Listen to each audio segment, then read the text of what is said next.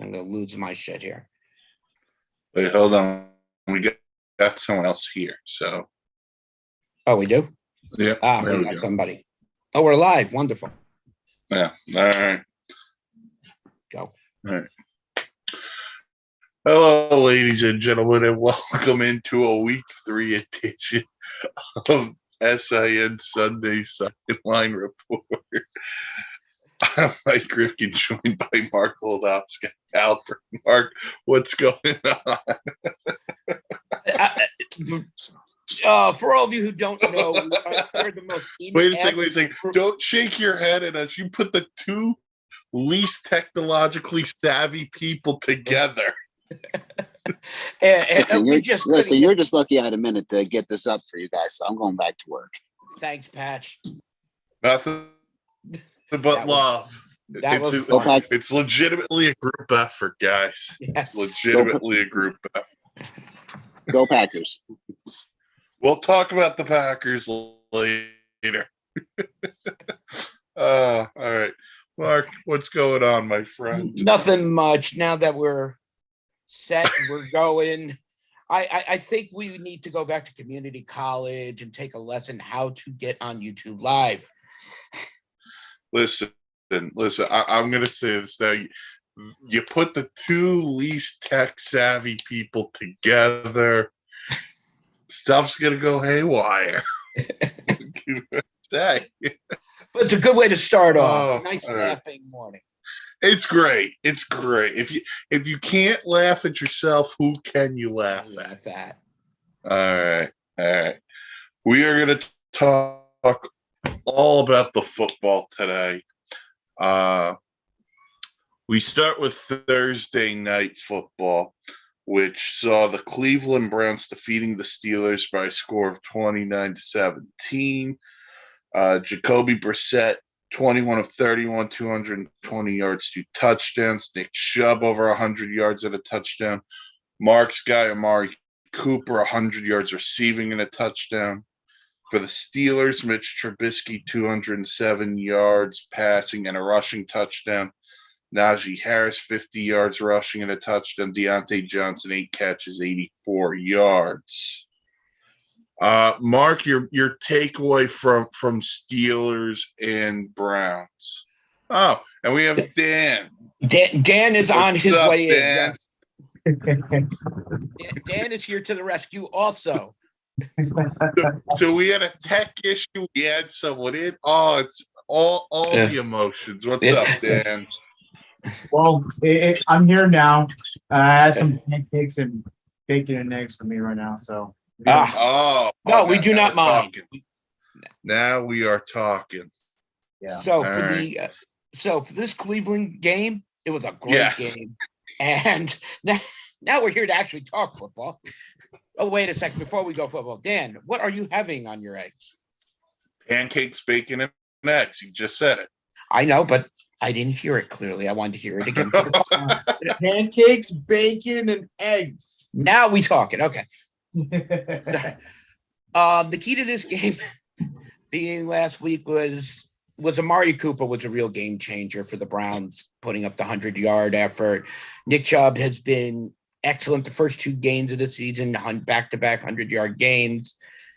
And whatever's going on in Cleveland now, it's starting to stick. And you take out a team like the Steelers. Now, the Steelers aren't the Big Ben Roethlisberger Steelers of the past, but there's still a lot of winnable pieces. But to lose to the Browns this way, I was mighty surprised. I mean, the Biscuit did play a flawless game. He didn't throw an interception, didn't throw a touchdown either, but it was one of his more solid games. So the question is, where did Pittsburgh go from there? And to your point on Cleveland, their upcoming schedule's actually somewhat favorable. They play Atlanta next week. They should win that game. Mm-hmm. Then they play the Los Angeles Chargers of San Diego. But that West Coast team coming east is always tricky.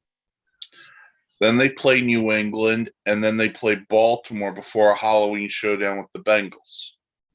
So the upcoming schedule for Cleveland is favorable. Yeah, I thought Jacoby Brissett played well for the most part throughout the game. But Cleveland's going to go as far as that running game, and Chubb and Hunt takes them until Deshaun Watson eventually returns. So, but Cleveland, they're going to run the ball, play decent defense. Flip sided to the Steelers, and I'm with you. I thought Trubisky played pretty well. I didn't think he was great, but you know what you were getting into when you signed Mitch Trubisky. It's not going to be beautiful. It's not gorgeous. It is what it is at this point with him. The offensive line in Pittsburgh's not that good. Don't tell me I froze. Yeah. Yeah. The offensive line's not that good. The play calling's not great. You know, defensively, they're without TJ Watt, but, you know. Well, again, they're in a transition period. Yeah. Tomlin's still there, which Yep. is a plus, I guess, for a team that is going through the motions of different team, different quarterback, and all that stuff. It's good to have him start a transition, but it's a transition period. So there's going to be growing pains. There's going to be ups and downs. Now, I would like for Mike Tomlin to stay as coach for as long as he can, because I think he's the right coach for that team. And he's been great in Pittsburgh. But I also wouldn't be surprised or mad if Pittsburgh decides maybe we can do a little bit better for this stage in our franchise history and have a different voice and stuff. You have a couple of guys in there that have already been coaches, so it's worth a look at. But right now, Pittsburgh's going through this transition. It's not going to be easy. And I think that based on expectations and all that stuff, I think Trubisky is giving you exactly what is advertised. And that's a fair comparison. I think the thing on Tomlin, it's kind of like how I view Belichick in the sense of they'll never be quote unquote fired. Mm-hmm. It'll be viewed as mutually agreed to part ways, but it's going to be on their terms, not the organization's terms, especially in Pittsburgh, just because 3 coaches in 40 some odd years between Noel, Cowher, and Tomlin. I mean, hey, coming into the year, Mike Tomlin's never had a losing season. That's a big piece of this. The other thing I want to say to the city of Pittsburgh, where I know you guys love my guy Jacob Trouba so much, and my guy Artemi Panarin, gotta get the hockey digs in there. Now's not the time to put in Kenny Pickett. Just base schedule wise. Next week, the Steelers play the Jets. Then they play some team called the Buffalo Bills. Mm-hmm. Then they play the Fighting Tom Brady's, and then they play the Eagles. I'm sorry, a trip to Miami, and then they play the Eagles. So those are really good defenses where I wouldn't want to throw Kenny Pickett into the fire. And then so maybe after the bye week, if it's a must, but I don't think it's time yet to throw the young guy in. To go off that, Mike, we've all seen what's happened over the last few years with starting quarterbacks, rookie year quarterbacks.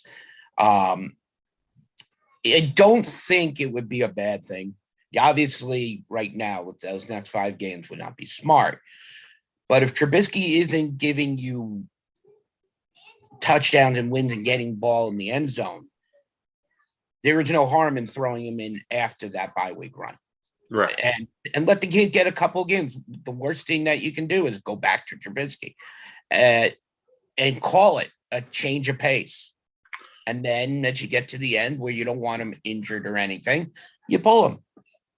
I think once you go to Pickett, he's in. You unless there's an injury, you can't go back. But speaking of going back, perfect segue. Because last week in San Francisco, Trey Lance unfortunately broke his ankle. He will be out for the rest of the season. And in comes Jimmy Garoppolo. Serves San Francisco right. I mean, John Lynch is a madman, but he held on to Garoppolo, thinking something like this could happen, and behold, it happened. From the summer on, I had Jimmy G playing on 5 different teams. Last week, I had Jimmy G possibly being traded to my Cowboys. And the flash comes on, Trey Lance is out, Jimmy G's in. I'm like, I'm trying to find it. And then I see the play 2 minutes later, and it looked just like the Dak Prescott injury. That's how disgusting it was. But this could actually be a huge win for San Francisco. No offense, losing Trey Lance was not on there. They don't have to change much. The guy knows the playbook. So now you're just getting a jump from experienced quarterback to playoff winning quarterback and no immediate playbook changes right now. And think about this. Last year, the Niners went to the NFC title game with who at the helm? Jimmy Garoppolo. A couple of years prior, they went to the Super Bowl with Jimmy Garoppolo. So we're at the point now where you're right. He knows the system. He knows the offense. And it's a guy Deebo Samuel's comfortable with. George Kittle, who's supposed to play tonight for the first time this year, is comfortable with. He knows the offense well. And guess what? All he has to do is play Jimmy Garoppolo football. That's all he has to do because the Niners are good enough. The Niners are good enough. But you feel awful for Trey Lance because this was his first opportunity. And week 1, he had to play in that awfully conditioned game in Chicago. Mm-hmm. And then, he gets hurt in week 2. So it's just an unfortunate thing for him, but it happened. And, the Niners were smart. They didn't deal Garoppolo, thinking something like this could happen, which kind of leads into the next point because there was a bombshell dropped by Adam Schefter and Ian Rappaport earlier this morning, last night. During the combine, there was talks of Jimmy Garoppolo getting traded to the Washington Commanders, but because Garoppolo was going to undergo shoulder surgery, that deal was nixed and never to happen. Which kind of Mark and I were talking about this off air. Like, if Garoppolo had gone to Washington, what would have happened with Carson Wentz? And I think that's a fun conversation to have too. But I'd say Dan, you're down in DC. What are your thoughts on this? I mean, first of all, I think the Commanders made, for the situation, it was the right move not to go with Jimmy G because of the unknown. We didn't know how that shoulder was going to heal, and you needed him by week 1. Carson Wentz was a guarantee to be there week 1, whether or not he stinks or whether he's good. So yeah, very interesting stuff. That shoulder surgery, I guess, was the deal breaker. He's like, we don't want someone that's going to have an injury that we have to heal, we have to wait for. So it probably a smart move by the Commanders on that front. And of course, it benefits San Francisco now because they have a quarterback that they can rely on. And like I said, it serves them right. Look, I get the idea of Trey Lance. He's probably going to be a good quarterback. Let him go somewhere else to be a star. You already have Jimmy G. There's no reason why that man should be on the bench. Play him. I think Brandon Ayuk and Deebo Samuel, I think the smiles they gave when they went out for the first practice was unbelievable. And you can see the morale boost. No offense to Trey Lance. Trey Lance was gotten for a reason. Unfortunately, that reason ended, quickly. He'll be back. Go to the Atlanta Falcons. Need a quarterback. Trey Lance be perfect there. It's not a bad point either. But I want nothing more than Jimmy G to make the playoffs this year. I don't know if they'll go much deep into the playoffs. Depends on what happens throughout the year, injury-wise, whatever. And then I want to see Jimmy G to go to a number one contender of the 49ers and just piss on him the rest of his career. I really want Jimmy G to just sign with the Bucks and live out that lifelong dream of replacing Tom Brady. That is what I want. That is the thing that would make my heart warm.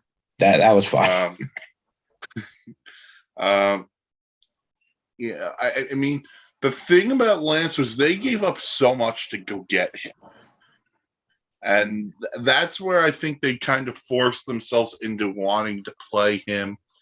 But they had Garoppolo that led to the whole thing this offseason on why they would or wouldn't trade him.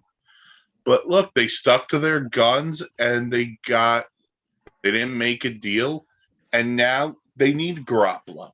So and I'm sure privately Kyle Shanahan and Jimmy G, along with John Lynch, I'm sure they had a conversation about, look, it's business. You know that, you get that, but you're still here. You're a Niner.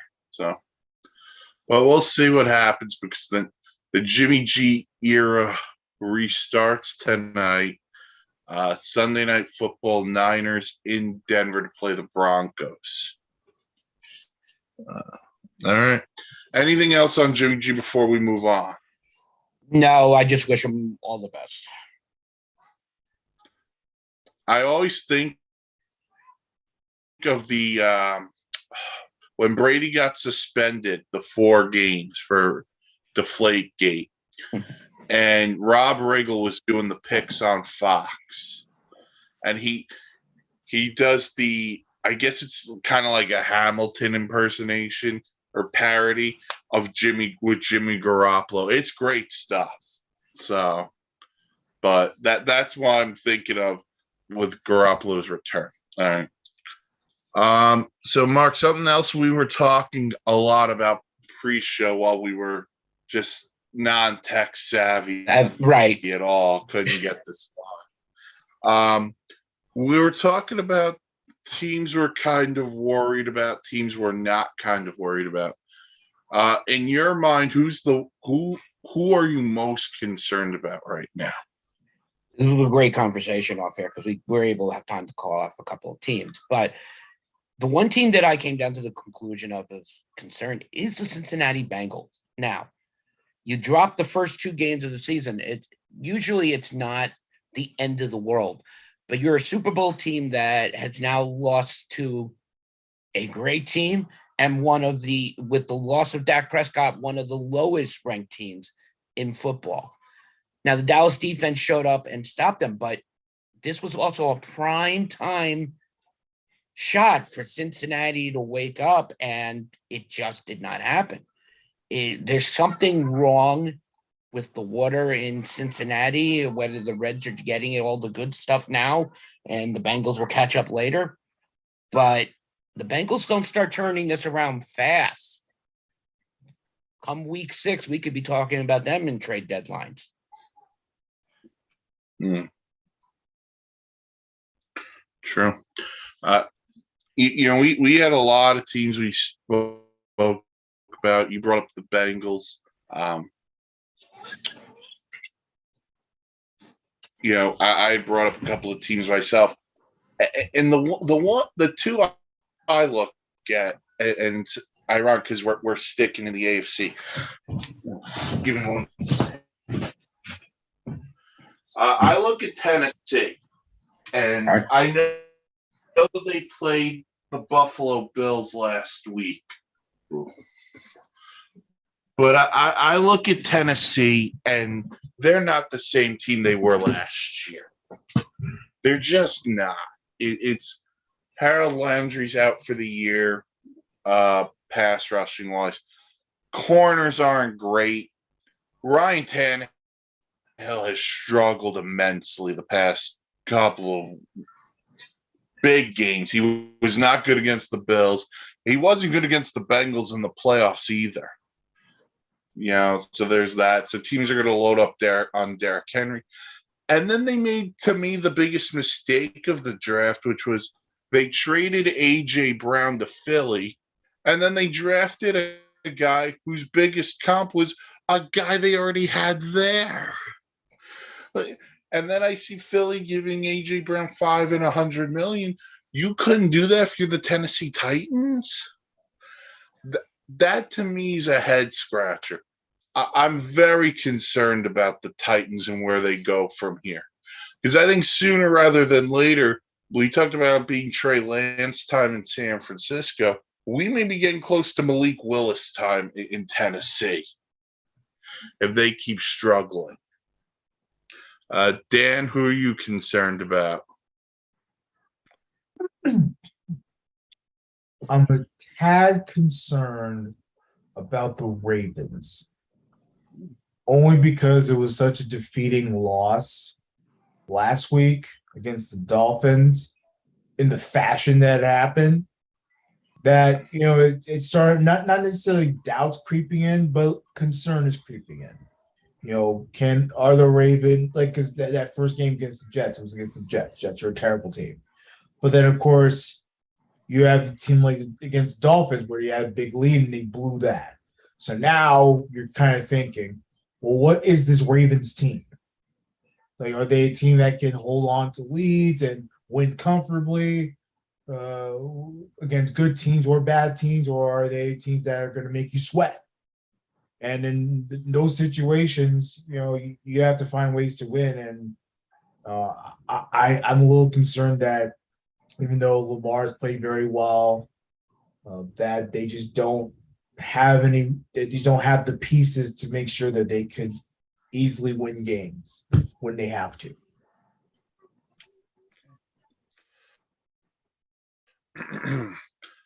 We were talking off air. Also, I brought up Denver off air. I have not liked what I've seen from Denver. Not in the first few weeks. They lost to Seattle. They lost to Seattle. All right.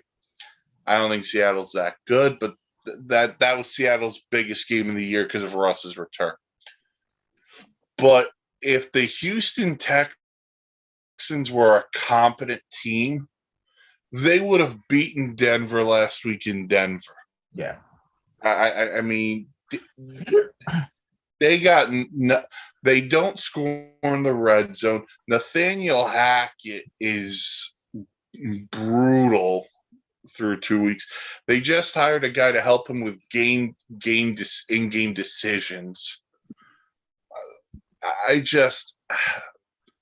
don't know what Denver is. I think we put a lot of people put a lofty expectation because of Russell Wilson there, but it's still a first-time head coach, and so that's where I think Denver, for me, I need to start seeing them play a lot better before I could say, okay, that they're good. Here they are. They just need to convert in the red zone. They need to do a lot of little things to correct it before I'm a firm believer in the Denver Broncos.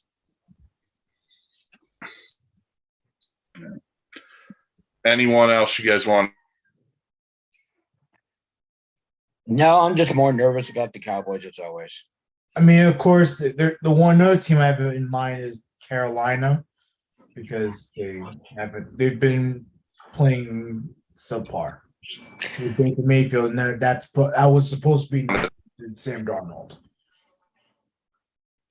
So that's making it difficult. All right. I know, Mike. As we discussed, it is week 3 of the NFL season, and we got some really intriguing games this afternoon. But let's start with one of the team, with a couple of teams who are at 0-2, and probably the loser of this game is probably done, because you're not going to go 0-3 and then make it to the playoffs. But we got the Las Vegas Raiders of Oakland of Los Angeles taking on the Tennessee Titans of Houston, because the Houston Oilers. Right. I'm just going to go Raiders. We got Raiders Titans in Tennessee this afternoon, Mark. Gonna be a fun game. I think we're gonna see a very big blowout by the Las Vegas Raiders here.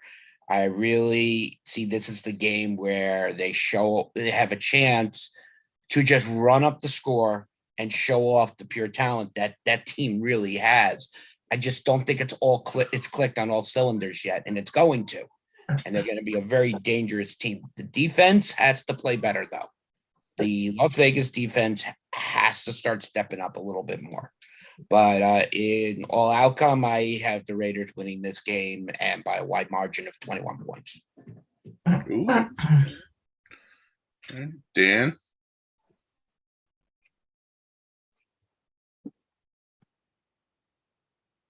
Repeat that, sorry. We were talking Raiders Titans. Oh, like who's going to win that game? We were just breaking it down a little bit. If you want to go with the winner, sure. Me, the Titans scare me. Tannehill hasn't been great, but I think they may catch a break here because the Raiders also look very iffy. So it's a toss-up, really. That's just me. Sorry, that was daydreaming. I apologize. No, it's okay. You are good. I like the Raiders too. I'm gonna dare Ryan Tannehill to beat me today. Mm-hmm. Not let Derrick Henry beat me. Taylor Lewan being out for the year now is going to hurt the Titan O-line. Max Crosby, Chandler Jones could have a day.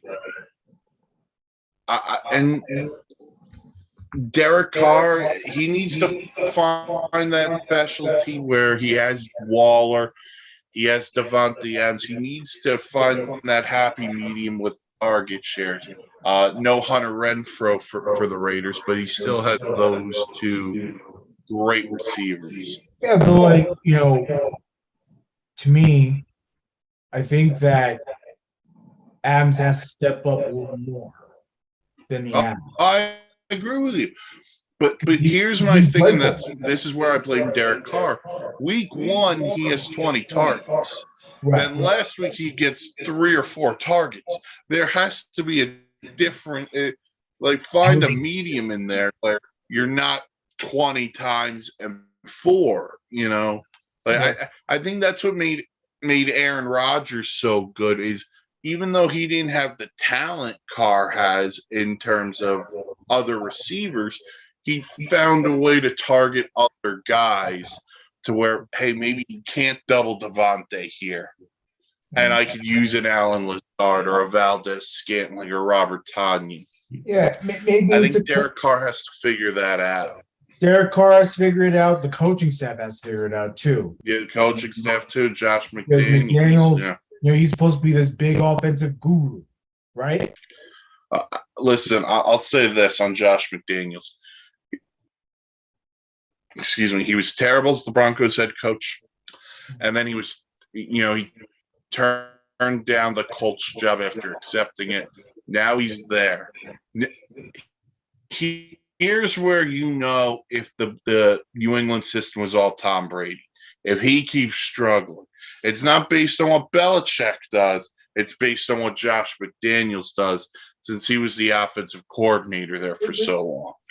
Well, but that's not fair though, because Flores was great, and he's a Belichick guy. Yeah, but different side of the ball, defense, offense. Right, but again. But Dan, how many other Belichick assistants have been good? Not many. Well, I mean, Joe Judge runs quarterback sneaks on 3rd and 9. Matt Patricia still has the pencil behind his ear, and he can't draw anything up. The Belichick tree hasn't been this otherworldly successful tree. Like, no, that it's crazy that anyone would just say that because of so many failed head coaching gigs. But at the same time, I just the thing that I wanted to say is that it hasn't been an overall disaster. No, I'm not saying it is. Right. I'm just saying for McDaniels' point, similar thing to what I said about Denver. It's you're bringing in an unproven guy as your head coach, and you're lofting up the expectations for a guy who, in reality, doesn't deserve it. Well, we have to see what McDaniel does throughout this season. I think the fact that he went back as a assistant coach, coordinator, before getting another chance at coaching, like being a head coach, I think it was probably best for him anyway. Yeah, because Belichick's kids are going to take over for Belichick. That's just my gut feeling. No way. His legacy goes with it. All right. So we got Raiders, Titans. We also have the Chiefs and the Colts this afternoon in a game where it might be a must-win for the Colts, but boy, a tie with the Texans and a loss to the Jags, and now you got to play Mahomes, who's been really, really good through the first 2 games. And he's going to be amazing through the rest of it. You got to beat that defense, and that's not that hard. It's stopping Mahomes. And I don't care what you want to put out there in front of him. He's the new Michael Vick. He gets away from anything. He can run. He can throw. I mean, I hate to compare him to a guy who hurt puppies, but I'm looking for this game to be all Chiefs, and the Colts go into panic mode. And it's funny that we're talking about that, about how Matt Ryan was supposed to be an upgrade from Carson Wentz. Remember that talk? Yes. Oh, yeah. He's been a disaster so far. He's been horrible, and I know he's said, "I don't have the talented receivers I want to have." That I'm saying, this is what he said. Carson Wentz almost went to the playoffs with that receiving. Right. And that's why I don't agree with him. In his defense, last week they didn't have Pitt. It doesn't matter. He was not playing. It doesn't matter. Also, when you did have Pittman, my bigger issue is Frank Reich. There's no reason Jonathan Taylor should have 9 carries in a game. Well, that I couldn't figure out either. That's the number one issue that I have. But look, I've always said I think the Colts still need a game-breaking wide receiver. I still feel that's the need, which means they should probably be the team that goes to sign some guy named Odell Beckham, but they won't do it. But they should have signed Julio Jones. Didn't do it. They need to figure that out at some point, because I still feel that roster is good enough to make a run into a Super Bowl. I do.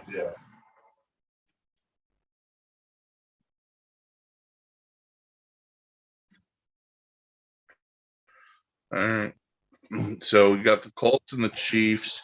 We also have a battle in the AFC East of two The undefeated game teams. of the day. What are you talking about? The Bears and the Texans is the game of the week. Oh, I don't understand how that wasn't prime time, but people of Chicago, I digress. no, this We have this the week's Bills game. and the Dolphins. This should be on Sunday Night Football. Yes, this should have been a primetime Now- game from the start of the season. Yeah, now of course, if the NFL didn't have this stupid ass flexing rule starting, well, when does it usually start? Like week 4 or 5? something 4 or like that? 5, yeah. Yeah. Or whatever the rule is, and they start flexing games. If they had a year-round flexing rule, they would have put it to Sunday Night Football. This game deserves the primetime spot. And mind you, who said 5 years ago we'd be saying this about the Dolphins? A And the primetime Bills. team.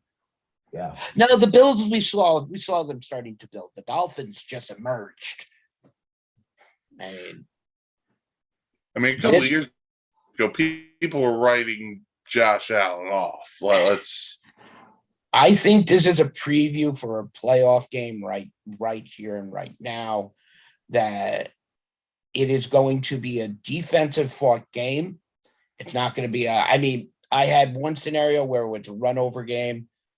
I've been looking at the defenses, and I think this is going to be a 3-point win, 17-14 Miami. It's going to be that close. Yeah, I mean, especially after the news of Micah Hyde being out for the season, which was it's a big loss for Buffalo. You can't tell me that with an already weak secondary that you're going to cover Waddle, Hill, Gesicki. Like, there's just no way that a weak secondary is going to cover. Now, Josh Allen can play out of his mind and throw touchdowns galore and make it a very close offensive game. Defensively, no way. The Bills are in a very tight spot. I think that front line has to get it done. Get to the quarterback, all that stuff. Stop the run. You said no Poyer, no Hyde. Poyer's not playing either, so neither all-pro safety playing. Trey White's still out coming off the ACL. Dane Jackson, who had that scary moment Monday night, he's out. So their whole secondary essentially is 2 rookie corners and 2 safeties who haven't played all that much. So you're right, and the front, including Von Miller, has to play a pivotal role. That's why the game plan has to be get the ball out of his hands quickly. That's the game plan here. You may not be able to beat them over the top every play, but the quick slants, the screens to Hill and Waddle, that's where this game's won or lost. Now, I'm saying this going into the game, even with all the injuries, because the Bills have won 7 straight over the Dolphins. If the Dolphins can lose this game close, and I'm thinking within 2 scores, if you lose by 10-14, I'm okay with that. Just be competitive today. That is all I am asking for. And I know people are going to say the injuries to Buffalo's defense. I don't care. I do not care. I'm looking minor victory today. If you could be competitive, that's all I want. If you lose 31-21 and you're competitive most of the day, I don't care. I'll be happy with 2-1 through 3 games. Now, if you get ramrodded and it's 45-7, different conversation. Yeah. But do what you got to do. Essentially, it's a road game because I've seen the photos of Miami where there's a ton of Bills fans, but And on the lotto. New York State has the best sports fans, period. Every single New York State team has fans that travel or all over the country. Come on now. You're not wrong. And the state of Florida is America's retirement center. Exactly. And Hurricane Magnet Chaser. Cue up the Scorpions. Here I am, rock you like a hurricane. No, that was a little shout out for Noah. You know, a little meteorological. All right, yeah, so we got that game in the 1 o'clock window. The real game of the week is the 4:30 game. We got the Battle of the 12s. We got Rodgers versus Brady. I don't remember, but Gonna be a boring game. Your thoughts? I think Dan pretty much. I don't think we have to talk about it. Dan just answered what I was pretty much going with. I honestly don't care about Rodgers versus Brady anymore. It's a boring matchup. Now, yeah. Two old quarterbacks going after each other. Like, come on now. We all know that both of these teams, even though the Bucks are probably going to win the division because the NFC South sucks. Mm-hmm. You know, it's two boring games I don't want to watch. Like, I don't care about these games. Well, I was going to make the point with all the receivers who are banged up and not playing. The three of us could be playing receiver for these two teams. Yeah, see, for me, I would love as long as I get a paycheck out of it. There's no benefit if I cost one team to lose for me. It doesn't help Dallas out. So it doesn't. You could say I caught a pass from Tom Brady. I hand it right to our good friend Bill Murphy and have it signed with love, Tom Brady to Bill. See, I thought you were going to say, because you're the sports memorabilia guy, I'm just going to sell it once inside. Are you kidding me? I keep my jersey, but I would get my baseball 1-on-1 card, my football 1-on-1 card. Man, that would sell for a clean $5. You kidding me? All right. So for the Bucks, Chris Godwin's been ruled out. Mike Evans is suspended. In comes Cole Beasley, who they signed earlier this week. Oh. So finally, a team gave Cole Beasley a shot. Mm-hmm. Nothing. Back in Dallas. Should have been back in Dallas. I mean, I 100% agree. Dallas can use him. Now, of course, that being said, the Bucks can also use him. I guess teams just don't want the headache, but hey, look, if I know anything about anything associated with Tom Brady, he gives people chances, man. So I wonder why they just didn't call up their good friend Antonio Brown and said, "Hey, oh God, you want to come back?" No, he's done. He is done. Green Bay should have their left tackle David Bakhtiari back today. He looks like he's going to play. The real beer man has returned. Who couldn't want a good, nice, ice cold beer? All right. And then we alluded to this one earlier. Sunday night, we got the Niners and the Broncos in Jimmy G's return.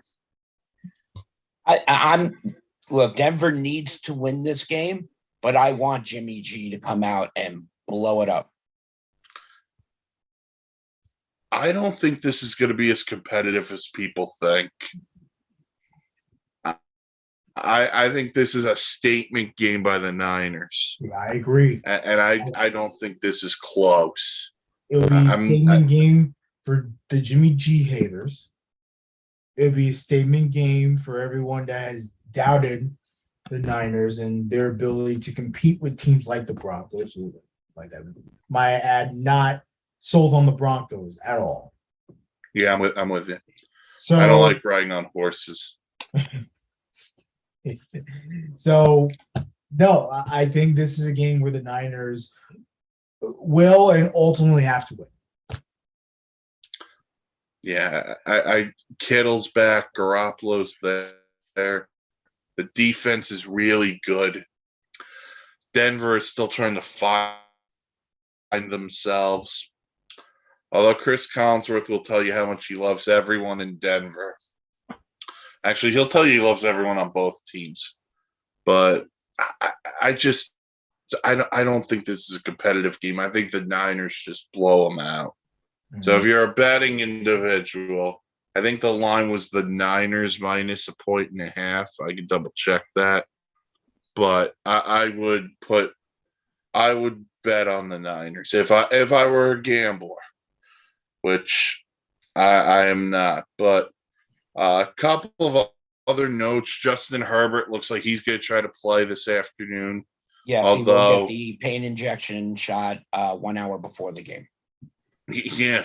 The line for the Niners Broncos is Niners minus 1.5. I would take the Niners. Just hope if you're the Chargers team doctor, you better hope you don't do to Herbert what you did to Tyrod Taylor. Otherwise, the entire Charger fan base is coming after you. All right. Mark, tomorrow night, Cowboys Giants. We will be watching Bill wear his bag of shame. This is a no-brainer. Dallas has to win. This is a game Dallas should win. I hope Danny Dimes throws 10 interceptions in one game. That's where he's going to get his dimes done. I hope the defense pulverizes Saquon Barkley. This is a game like Adam Sandler said in The Longest Yard. You need a tune-up game. This is the Appalachian State tune-up game the Dallas Cowboys need to get going.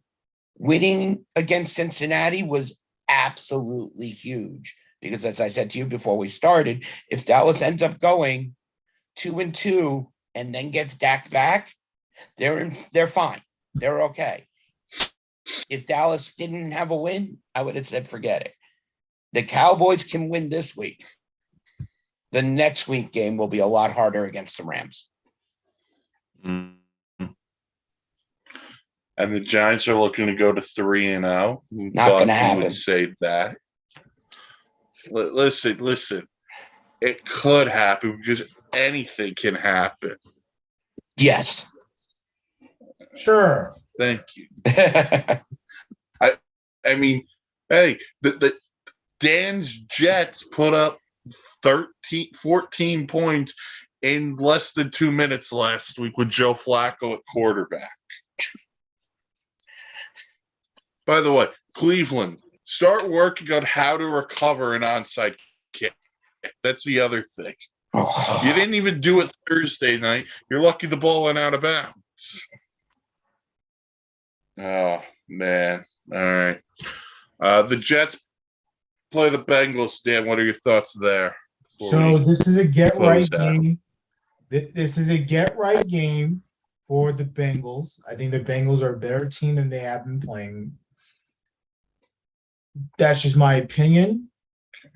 But don't be surprised if the Jets make it competitive. They're at home. They come off fresh off a win last week. They're still very excited about.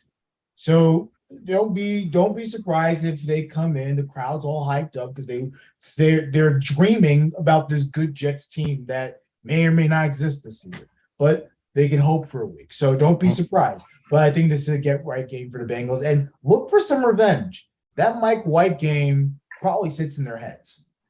That's a good point. And Mike White is not playing today. I don't know why. He was a Bengal killer last year. Instead, it'll be Joe Flacco again. Yeah, so Joe also, Flacco Carl Lawson revenge game. Yeah, and Joe Flacco, because the news came out this morning that doctors will clear Zach Wilson. They're expected to for week 4. Joe Flacco is the quarterback until he proves that he's no longer the quarterback. And then you can worry about Wilson. I agree with that. Because we're not in a rush with Zach Wilson. That's the beauty of him being so young. There's no need to rush it. There's no reason to rush a lot of things. There was no reason to rush this show. But, I mean, we started it real slowly. But we appreciate everyone who dealt through the tech savviness that we put it through. We appreciate everyone for listening. We come at you every Sunday morning around 10 a.m. on the Unless we don't SIN have anybody YouTube technology. Technology. On the SIN YouTube page, check out all the podcasts, Anchor, Spotify, wherever you get your podcasts. Check out the website, www.thesportsinsanitynetwork.com for vlogs, blogs, planes, trains, and automobiles.